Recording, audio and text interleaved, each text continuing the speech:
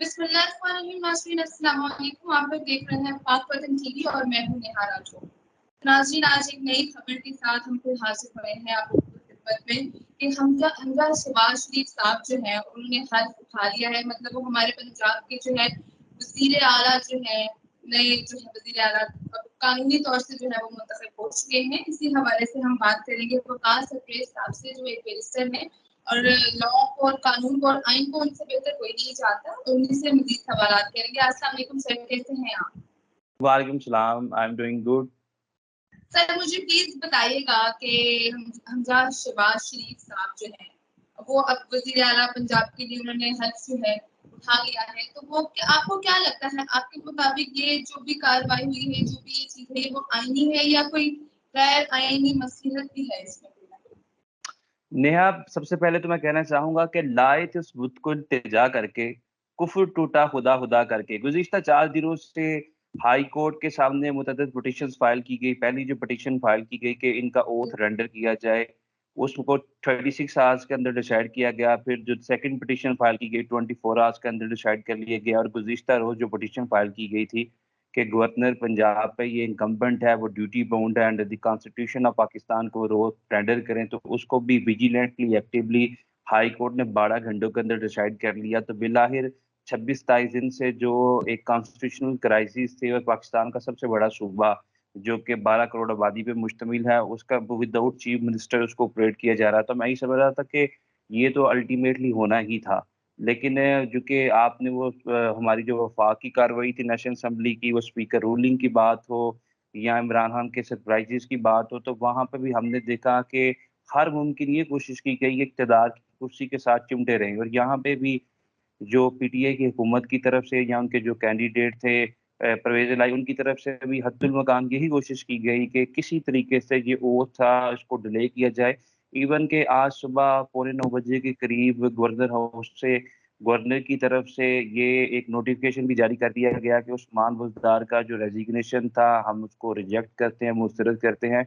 और आर्टिकल 138 8 130 8 के तहत जब रेजिग्नेशन मुस्तरद कर दिया जाता है या वापस भेज दिया जाता है एतराज़ लगा के, तो अल्टीमेटली जो चीफ मिनिस्टर है वो अपने ओहदे पे बहाल हो जाते हैं। और जब चीफ मिनिस्टर अपने ओहदे पे बहाल हो जाते हैं, मीनिंग देयर बाय उनकी सारी कैबिनेट, उनकी काबीना जो है वो भी बहाल हो जाती है, वो भी इंटैक्ट हो जाती है। तो ये एक बहुत बड़ा आईनी बहरान था। लेकिन as soon as possible Hamza Shahbaz Sharif ने अपना ओथ लिया under the instruction and the directions of the Lahore high court. उसके बाद जो है हमज़ा शहबाज शरीफ ही इस वक़्त जो है वो तमाम की तमाम अथॉरिटी को होल्ड करते हैं। हमारी कानूनी इस्लाह के अंदर 2 टर्मिनोलॉजी इस्तेमाल की जाती है, एक डिफैक्टो, एक डि जोरो। डिफैक्टो से मुराद ऐसा प्रोसेस है या ऐसी शख्सियत है that do not rise by the law or do not have this force of law, जिसके पीछे कानून की फोर्स शामिल नहीं है या लॉ की बैकिंग नहीं है।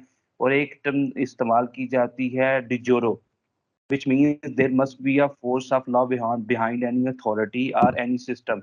तो मैं ये समझता हूँ कि अभी जो सारा का सारा प्रोसेस है, जो डिजोरो है वो हमजा शहबाज शरीफ के फेवर में है, उनको सपोर्ट करता है क्योंकि probative force of law constitution के तहत according to the supreme law of the state वो उन्हीं को सपोर्ट करती है। और जो दूसरा इनकी तरफ से जिसे जो जुबान सज़ा में सोचा भी कहा जा सकता है, क्योंकि उस नोटिफिकेशन की कोई अहमियत नहीं थी जो गवर्नर की तरफ से जारी किया गया।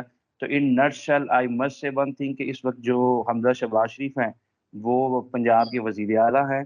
और अल्टीमेटली जो आज एक पिटीशन भी फाइल की गई अज़हर सिद्दीक साहब की तरफ से इंट्रा कोर्ट अपील, उसमें भी जो लार्जर बैंक बनाने की इस्तदा की गई है, चीफ जस्टिस के सामने वो रखी गई है और ईद के बाद उसकी सुनवाई होगी। उसमें ये कोर्ट के सामने प्ली ली गई है कि किसी तरीके से ये जो ओथ रेंडर किया गया है इसको कालअदम करार दिया जाए। और एट द सेम टाइम जो स्टेटस पौने 9 बजे आज सुबह मार्ज़ वजूद में आया, जो कि एक पाकिस्तान की सियासत में या पाकिस्तान की जुडिशियल हिस्ट्री में अनोखी चीज़ थी, वो उसको भी चैलेंज कर दिया गया। तो मैं ये समझता हूँ कि ईद के बाद चीज़ें मज़ीद क्लैरिटी की तरफ जाएँगी। The things are going to be very lucid and limpid after Eid. But I must say one thing once again कि ये सारे का सारा जो प्रोसेस है वो डिजोरो बन चुका है। सर मुझे प्लीज बताइएगा कि हाई कोर्ट की इस पिटीशन पे आप बतौर कानूनदान हैं, आप इसके हवाले से क्या कहना चाहेंगे कि आपके मुताबिक जो है ये जो सारे मामला हुए हैं वो इंसाफ से हुए हैं या कोई गैर आईनी? वही मेरा सवाल होगा कि गैर आईनी चीज भी कोई इसमें मुलव्वस? देखिए, दो चीजें, दो प्रोस्पेक्टिव्स हैं। एक अवामी प्रोस्पेक्टिव है, जिस प्रोस्पेक्टिव की आप बात कर रहे हैं कि रात को अदालतें भी खोल ली जाती हैं, 36 घंटे, 24 घंटे, 12 घंटों के अंदर 3 पिटिशंस डिसाइड कर दी जाती हैं, जो कि एक ऑर्डिनरी सिटीजन के लिए ये प्लेटफॉर्म मौजूद नहीं है। एक ऑर्डिनरी सिटिंग के लिए इतना स्पीडी, एक्टिवली और इतना फेरोशियस जस्टिस सिस्टम जो है, एक्सपीडिशियस, वो मौजूद नहीं है। ये एक अवामी प्रोस्पेक्टिव है। लेकिन अगर हम कानून की ऐनक पहन के कानूनी चश्मे से इसका मुताला करें, आई मस्ट से वन थिंग कि फिर अल्टीमेटली एक शख्स जिसको हाउस ने वोट ऑफ कॉन्फिडेंस से चीफ मिनिस्टर इलेक्ट किया है, तो अल्टीमेटली गवर्नर पे ये बाइंडिंग था, इनकम्बेंट था, that he has to render his vote to the chief minister of Punjab. क्योंकि गवर्नर के पास आर्टिकल 130(4) के तहत कोई ऐसी अथॉरिटी नहीं थी, कोई क्राइटेरिया, कोई पैरामीटर, कोई डिवाइस नहीं थी कि वो इस चीज़ का जायज़ा लें या असेस करें कि ये जो इलेक्शन था चीफ मिनिस्टर का, वो आइन के तहत, कानून के तहत, या स्पीकर का गैलरी में बैठ के ही सदारत करता है, या अगर जो मुनहरिफ अरकान है वो वोट डालते हैं, तो उसके पास कोई ऐसी अथॉरिटी मौजूद नहीं है कि वो तमाम के तमाम प्रोसेस को इल्लीगल, अनलॉफुल या इल्लीजिटिमेट करार दे सके। तो उसकी जो कानूनी तौर पे ज़िम्मेदारी थी वो यही थी कि वो ओथ जो था वो लेता, हमज़ा शबाशी साहब थे, कोई भी जो भी चीफ मिनिस्टर बना है, उससे वो ओथ लेता, फिर उसके बाद जो उनकी काबीना बनती उनसे भी ओथ लेता। अगर वो ओथ लेने से कासिर हैं, if he is out of the country, या अगर वो किसी अलालत की वजह से या तबीयत की नासाज़ी की वजह से ओथ लेने से कासिर है, तो आपने देखा कि प्रेसिडेंट ऑफ पाकिस्तान ने भी प्राइम मिनिस्टर शहबाज शरीफ का ओथ नहीं लिया, तो चेयरमैन सेनेट ने उनकी जगह ओथ लिया। तो फिर उसकी जगह, गवर्नर की जगह जो है वो कोई भी बंदा अपॉइंट गवर्नर कर सकता था, वो स्पीकर ने स्पाई असेंबली को किया जा सकता था, डेप्टी स्पीकर को किया जा सकता था। अगर वो भी ना करते तो फिर उसके बाद हाई कोर्ट के जो चीफ जस्टिस है, इससे पहले भी प्रेसिडेंट एक नज़ीर, एक मिसाल मौजूद है कि जब गवर्नर ने और स्पीकर ने ओथ नहीं लिया, तो फिर हाई कोर्ट के चीफ जस्टिस ने ओथ लिया। तो जो आपने बात की, वो हमारा अब जो ज़ुबान ज़द-ए-आम ये चीज़ जो है वो देखने को मिल भी रही है, लोग ऑब्ज़र्व भी कर रहे हैं कि रातों-रात कोर्ट्स खोल दी जाती हैं। फिर उसके बाद हाई कोर्ट से इतनी एक्टिवली, विजिलेंटली, वो हाई कोर्ट के जिसमें लाखों मुकदमात पेंडिंग है, वो सुप्रीम कोर्ट जिसमें 52,000 मुकदमात पेंडिंग है, 17 जजेस हैं। वो हाई कोर्ट जिसमें 60 जजेस हैं, 48 जो इस वक़्त प्रेज़ेंट है, 12 वैकेंसीज़ हैं, 1 लाख प्लस मुकदमात की पेंडेंसी है। तो ऐसे हाई कोर्ट के अंदर अगर 36 घंटे में, 24 घंटे में और 12 घंटे में या ओवरनाइट डिसीजन दे दिए जाएँ, तो फिर अवाम का जो परसेप्शन है अल्टीमेटली वो शुकूक व शुबहात की नज़र तो होता है। But once again I must say one thing कि अगर वो कोई भी इल्लीगल, अनलॉफुल या अनकॉन्स्टिट्यूशनल एक्ट होगा, अगर किसी को उसके ऑफिस को ऑक्यूपाई करने से रोका जाएगा या गवर्नर ओथ नहीं लेगा, तो ultimately high court has to intervene, interpose the into the affairs of the constitution. तो मेरे ख्याल में ये हाई कोर्ट का एक अच्छा फैसला था, ताकि किसी भी बड़े सूबे को बगैर चीफ मिनिस्टर के ना चलाया जाए। और इंट्रा कोर्ट अपील में जो गए हमारे बड़े अच्छे दोस्त हैं सदीक साहब, मेरा ख्याल है कि इसके अंदर इनको कुछ भी नहीं मिलने वाला, क्योंकि from very first day to onward हम इस चीज़ को देख भी रहे हैं, बल्कि आज सुबह के वक्त भी इस पे हमने डिफरेंट चैनल्स पे बात भी की, अभी भी आपके प्रोग्राम से पहले बात करते रहे। तो मैं बतौर स्टूडेंट ऑफ लॉ समझता हूँ कि एक बड़ी क्रिटिकल सिचुएशन है और at the same time crucial situation भी है। लेकिन अल्टीमेटली पीटीआई के फेवर में नहीं है, चूँकि एक प्रोसेस ऑफ वोटिंग ऑप्ट करके एक चीफ मिनिस्टर को इलेक्ट किया गया है। लिहाजा गवर्नर उसे किसी तरीके से हल्फ लेने से ना रोक सकते थे और ना किसी किस्म की रिस्ट्रिक्शन इम्पोज़ कर सकते थे। इमाम गुज़ार साहब की भी बहाली का जो हमें इस बार खबर ये भी आई है, तो इस हवाले से भी आप हमें क्या कहना चाहेंगे कि जो उनकी बहाली हुई उसमें गवर्नर ऑफ पंजाब आइन के मुताबिक जो है वो उनकी क्या हैसियत हो सकती है? उस्मान बुज़दार साहब की जो इस वक़्त पोज़ीशन है वो बड़ी इंटरेस्टिंग है और मैं ये समझता हूँ कि कानूनी तौर पे अगर देखा जाए तो जिस दिन उन्होंने अपना रेज़िग्नेशन जो था वो भेज दिया था, ऑल्दो कि वो रेज़िग्नेशन प्राइम मिनिस्टर को भेजा गया था, पार्टी के चेयरमैन को। मैं हमेशा ये बात करता हूँ कि अगर आप डॉक्टर से कपड़े सिलाई करवाएँ, दर्जी से ऑपरेशन करवाएँ, तो फिर पेट भी फटेगा और कपड़ों का भी सत्यानाश होगा। Meaning thereby right forum का इंतखाब करना बड़ा ज़रूरी है। तो अगर किसी भी सिविल जज ने या सेशन जज ने अपना रेज़िग्नेशन लेना है, तो उसने chief justice Lahore high court को देगा अगर वो पंजाब में है। अगर किसी पुलिस ऑफिसर ने देना है, तो उसने आईजी को कम्युनिकेट करना है। इसी तरह अगर किसी डीसी ने अपना रेजिग्नेशन देना है तो उसने चीफ सेक्रेटरी को देना है। अगर हम अपनी चीफ मिनिस्टर के रेजिग्नेशन की बात करें तो आयन के आर्टिकल 130(8) में बड़ा क्लियर लिखा है कि अगर चीफ मिनिस्टर अपना रेजिग्नेशन सबमिट करना चाहेगा तो वो गवर्नर को करेगा, लेकिन यहाँ पे गवर्नर को ही मुखातिब किया गया, लेकिन वो रेजिग्नेशन जो था डेट वाज रिवर्स, वो उनको भेज दिया गया प्राइम मिनिस्टर ऑफ पाकिस्तान को, जो उस वक्त इमरान खान थे, पार्टी के चेयरमैन थे, कि आप मेरा रेजिग्नेशन अपने पास होल्ड रखें, जब आप चाहेंगे आप उनको पेश कर दीजिएगा गवर्नर को और उसे अप्रूव कर देंगे। उसको अप्रूव कर दिया गया। अब टेक्निकली जो इनकी तरफ से एक इतराज लगाया जा रहा है कि चौधरी सरबराज साहब ने जब उसको मंजूर किया रेजिग्नेशन को, उसके साथ हाथ से उन्होंने दस्तखत कर दी, थोड़ी सी कटिंग की। मैं ये समझता हूँ कि हमारे लॉ के अंदर जो सबसे ज्यादा इंपॉर्टेंट सिग्निफिकेंट चीज कंसीडर की जाती है किसी भी ऑफेंस में, किसी भी क्राइम में, किसी भी राइट्स की डिटर्मिनेशन में, वो किसी शख्स की इंटेंशन है, किसी शख्स की नीयत है। अगर आपकी नीयत ये थी कि आप अपना इस्तीफा सबमिट करने जा रहे हैं तो उसमें कोई क्लैरिकल मिस्टेक है या किसी किस्म के फोरम के हवाले से कोई लूप होल पाया जाता है, लेकिन आपकी इंटेंशन ये थी कि आपने रिजाइन किया, आपका रिजाइन एक्सेप्ट हुआ, उस रिजाइन की एक्सेप्टेंस के नतीजे में एक इजलास बुलाया गया जिसमें परवेज इलाही भी तर्जुमान थे, जिसमें उस्मान बुज़दार भी मौजूद थे। और जब उन्होंने देखा कि हमारे पास लोग मौजूद नहीं है कि जिससे हम हाउस की मेजोरिटी जो है वो अटेन या ऑब्टेन करें और चीफ मिनिस्टर बन सके परवेज इलाही साहब, तो बड़ा एक चाइल्डिश एटीट्यूड ऑप्ट किया गया और इमैच्योर अप्रोच के साथ असेंबली में एक दूसरे के बाल नोचे गए, गुत्थम गुत्था हुए, थप्पड़ सीध किए गए और ऐसी ऐसी चीजें देखी गई जो पाकिस्तान की शायद असेंबली में इससे पहले नहीं देखी गई। हमने ये तो देखा कि आयन की जो सबसे मुकद्दस किताब है, जिसके साए तले पार्लियामेंट बनाया गया, प्रोविंशियल असेंबली, उसको एक दूसरे के मुंह पे मारा गया, फाड़ा गया, तो उसकी गद्दी की टोकरी की नजर किया गया। लेकिन इस हद तक कि स्पीकर के बाल वो भी खवातीन नोचे, मेल डोमिनेटिंग सोसाइटी के अंदर वो तमाशा बना रहे, ये पाकिस्तान की जो तारीख ने या लीगल हिस्ट्री ने, कॉन्स्टिट्यूशन हिस्ट्री असेंबली की जो मैं समझता हूँ कि पहली दफा देखने को मिली। तो इन तमाम चीजों को अगर मद्देनजर रखिए, वो सारे लोग वहां पे मौजूद थे, तब तक सारी चीजें डिजोरो थी, बाय लॉ थी, जब तक ये समझते थे कि मेजोरिटी इनके पास है। द मोमेंट इन्होंने समझा कि मेजोरिटी इनके अगेंस्ट चली गई है, इन्होंने कहा कि हम यहाँ से जा रहे हैं, और फिर उसके बाद जो भी इनकी तरफ से टैक्टिक्स अपनाए गए, परवेज इलाही साहब की जो उस वक्त वो शदीद जख्मी हुए, व्हाट्सएवर द रिपोर्ट्स आर, फिर उसके बाद इनके अपने जो मेंबर्स प्रोविंशियल असेंबलीज थे। तो मैं ये समझता हूँ कि ये सारा का सारा प्रोसेस उस वक्त तक बाय लॉ था, बाय कॉन्स्टिट्यूशन था, जब तक इनको सपोर्ट करता था, कोलैबोरेट करता था, कोऑपरेट करता था, कोऑर्डिनेट करता था। लेकिन द मोमेंट ये सारी चीजें इनके अगेंस्ट जाती हैं तो ये सारी की सारी जो प्रोसेस है वो इलीगल है। उस्मान बुज़दार दोबारा से रिवर्स हो जाते हैं, कबीना बहाल कर दी जाती है और गवर्नर साहब भी अपनी डिस्ट्रिक्ट से हटने के लिए तैयार रही हैं।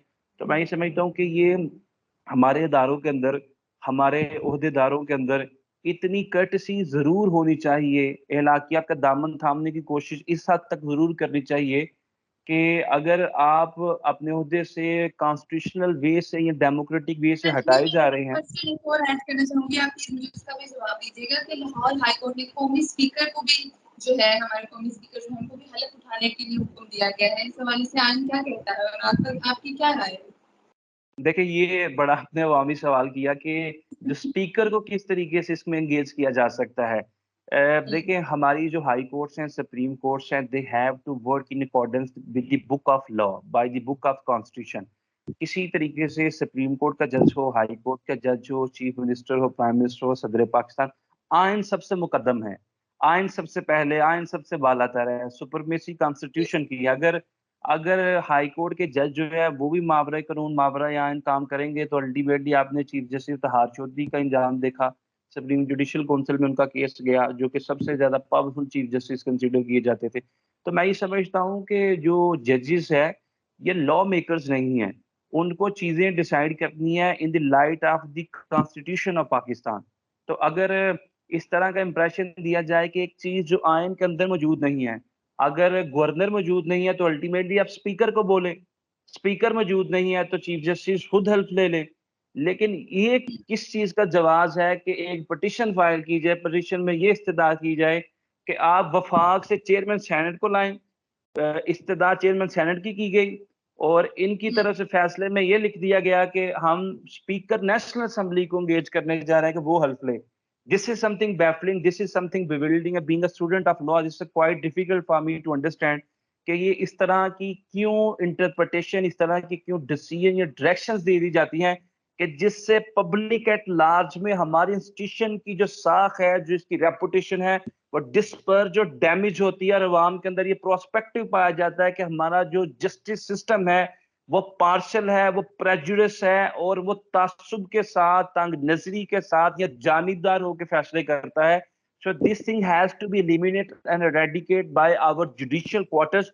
और ये तब तक नहीं हो सकता कि अगर आप मावरा कानून और मावरा यान एक्ट करते हैं, तो मैं ये समझता हूँ कि आप लोग तो आयन के मुहाफिज हैं, आप लोग तो आयन को सेफ गार्ड करने वाले हैं। तो अगर इस तरह के फैसले सादर करने से पहले बारीक बीनी से इनका जायजा ले लिया जाए। आजकल सोशल मीडिया है, इलेक्ट्रॉनिक मीडिया है, freedom of speech and expression का राइट पाकिस्तान के तमाम शहरियों को अवेलेबल है। तो हमारे यहाँ तो दूसरी चीज ये है कि फ्रीडम ऑफ स्पीच और एक्सप्रेशन का जो राइट है वो बड़ा वाइडली एक्सरसाइज किया जाता है सोशल मीडिया पे, अपनी तमाम व्हाट्सएप पे, फेसबुक पे, ट्विटर्स पे। तो मैं ये समझता हूँ कि ये चीजों को जो है हाई कोर्ट्स को या सुप्रीम कोर्ट्स को they need to be very careful before rending और गिविंग एनी डिसीजन जिसमें पब्लिक एट लार्ज के सेंटीमेंट्स या इमोशन डायरेक्टली इन्वॉल्व हो। लास्टली मुझे बताइएगा कि पंजाब की वज़ारत आला का जो मसला है, ये सारी चीजें हैं, ये आपके मुताबिक आपको कहाँ तक ये नजर आती है, किस हद तक मजीद आगे जा सकती है और ये मसला जो है वो कब तक हल हो सकता है? देखिए, मसला तो हल हो चुका है और अब मसला यही है कि ये किस तरीके से सूबे को चलाएंगे, महंगाई का कला कमा कैसे करेंगे, गवर्नेंस कैसे बेहतर मसला करेंगे, भी बहुत ज्यादा आवाम को भी तो चाहिए कि वो भी तो एक्सेप्ट करे इस चीज को, काफी तो एक्सेप्ट ही नहीं कर पा रहे हैं। तो ये वाले देखें मसाइल जो है वो आप किस हद तक नजर आ जाते हैं? देखिए, हमेशा मैं एक बात करता हूँ कि हमारे जो जलसे जुलूसों के अंदर अवाम वहाँ पे नुमाइंदगी करती है किसी भी पार्टी की, चाहे वो पीटीआई का जलसा हो, नून लीग का, पीपल्स पार्टी का। वो जो हम्म। वहां पे अवाम मौजूद होती है वो ऊंट के मुंह में जीरे के बराबर भी नहीं है। वो एक 1 लाख की आबादी, 2 लाख की, अगर पाकिस्तान के वोटर लिस्ट जो है वो 5 करोड़ है, तो मैं ये समझता हूँ कि उसका 1% भी नहीं है। और 1% लोग कभी भी डेमोक्रेटिक सोसाइटी में, जमहूरी माशरों में या अवाम की या जमहूर की नुमाइंदगी, गमाजी अक्कासी, तर्जुमानी नहीं कर सकती। ये पावर शोज किए जाते हैं, ये टैक्टिक्स इस्तेमाल किए जाते हैं। ये जितनी भी चीजें हैं, मैं समझता हूँ कि बतौर सिटीजन ऑफ लॉ, अगर मेरी एफिलिएशन एसोसिएशन पीटीआई से हो, नून लीग से हो, पीपल्स पार्टी से हो, या आपकी पीटीआई से हो या नून लीग से हो, तो मैं ये समझता हूँ कि हमें हंदा फशानी, जां फशानी से और दीदा दिलेरी से इन फैसलों का एडमिट करना चाहिए। Because these are the decision given by the institutions of the state. State जो है वो मुकद्दम है, आयन मुकद्दम है। तो जो भी फैसले किए जाते हैं, भुट्टो साहब का जो फैसला था आज तक उसके ऊपर बहुत सवालात उठाए जाते हैं। नवाज शरीफ साहब का 2016 का जो फैसला था, पनामा में मुझे क्यों निकाला, उस पे सवाल उठाए जाते हैं। जो गुज़िश्ता महीने फैसला आया, 12 बजे अदालतें लगा ली गई, उस पे तनकीद की जाती है। तनकीद तो की जाती है, मैं समझता हूँ, लेकिन ultimately we have to obey and abide by all the decision which are being given by the supreme court, the higher institutions of the state. तो हम पे लाजिम है। और ये 1-2%, 4% लोग अगर बाहर निकल आते हैं, स्टेट की रिट को चैलेंज करते हैं, तो कवानीन मौजूद है। सेडेशन के भी 124 से 144 की भी मौजूद हैं, और इसके अलावा आफरे के हवाले से भी लॉज मौजूद हैं। अगर कोई हुल्लड़बाजी करता है या माशरे में नज्म और नस्क खराब करने की कोशिश करता है, तो ultimately state has to take is the due course of law, और उन शख्स को आईनी हाथों से नबजमा होने की जरूरत है। और लास्टली आई मस्ट से कि अब जो सबसे बड़ा चैलेंज है जो नून लीग की गवर्नमेंट के लिए है, वो लोड शेडिंग है। क्योंकि इससे पहले बिल्कुल। जब मैं कोई 3-4 प्रोग्राम्स में बैठा है, तो एक प्रोग्राम में कर रहा था, तो उस वक्त लाइट चली गई और अल्टीमेटली ये सारी चीजें बड़ी डिस्टरबेंस की तरफ आ जाती। कोई शख्स बिजनेस कर रहा है, कोई शख्स ऑनलाइन मार्केटिंग कर रहा है, तो अल्टीमेटली हर्डल्स क्रिएट करती हैं। और इससे पहले जो वहाँ का परसेप्शन था कि पीटीआई के दौर के अंदर लाइट नहीं जाती थी, लोड शेडिंग नहीं थी, तो लोड शेडिंग का जो जिन था वो भी बहुत जल्द से बाहर आ गया। महंगाई को कंट्रोल करना है, गवर्नेंस को बेहतर बनाना है, ब्यूरोक्रेसी को कैसे यूटिलाइज करना है, फिर उसके बाद करप्शन है, उसके बाद मनी लॉन्ड्रिंग है, इन तमाम चीज़ों पे जुडिशल रिफॉर्म्स, पुलिस रिफॉर्म्स, एक तवील लिस्ट है। तो बज़ाहिर तो इंसान जब भी किसी कुर्सी पे बैठता है, तो इक़्तिदार की कुर्सी तो सबको खूबसूरत लगती है, कोई भी इख्तियार है, इक़्तिदार है, इख़्तिसार, इफ़्तिहार, वो हर इंसान उसको एन्जॉय भी करता है, सेलिब्रेट भी करता है। लेकिन मुझे वो खलीफा वक़्त का वाक़या याद आता है कि जब हज़रत अबू बकर सिद्दीक़ पहले खलीफा वक़्त बने तो ज़ारों की तार रोई कि अल्लाह ताला की ज़ात ने मुझे बहुत बड़े इम्तिहान में डाला है और मैं अल्लाह से यही दुआ गो हूँ कि मुझे इस इम्तिहान में सुरख़रू भी करे। मुझे खलीफा मुंतखब किया गया, तो मैं ये समझता हूँ कि जितनी ये सुनहरी कुर्सी लगती है, ये खूबसूरत, ये आमाज़गाह लगती है, एट द सेम टाइम ज़िम्मेदारी भी उतनी बड़ी है और ज़िम्मेदारी से नब्र-ज़मा होने के लिए बड़ा ये दिल गुर्दे का काम है और इतने मुश्किल हालात में जब सारी चीज़ें डाउनफॉल की तरफ आ गई हैं, this going to be a biggest challenge for the government of Noon League. तो ज़िम्मेदारी तो हर उस बंदे पे आती है, जो उस ओहदे पे आता है, जो मुल्क के लिए वज़ारत चूज़ करता है। तो ज़िम्मेदारी तो मुझे लगता है कि हर उस बंदे पे, हर उस शख्स पे ही आती है। बहुत शुक्रिया आपके वक़्त का वक़ास साहब, आपने अपना कीमती वक़्त हमें दिया। तो नाज़रीन, गुफ्तगू आपने सुनी, समझी और मुझे लगता है कि अब जो भी होगा अल्लाह ताला जो भी करे पाकिस्तान के हक़ में बेहतर करे। चाहे कोई भी आए, जो भी आए, जिस तरह की हमने गुफ्तगू में सुना कि ज़िम्मेदारी तो सबके ऊपर ही होती है। मगर उसको पूरा करने की जो है वो अब आने वाली किसी भी गवर्नमेंट का जो होता है वो फ़र्ज़ होता है। तो मुझे दें इजाज़त, मैं दोबारा मिलूँगी और मैं देखते रहिएगा पाक वतन टीवी। अल्लाह हाफ़िज़।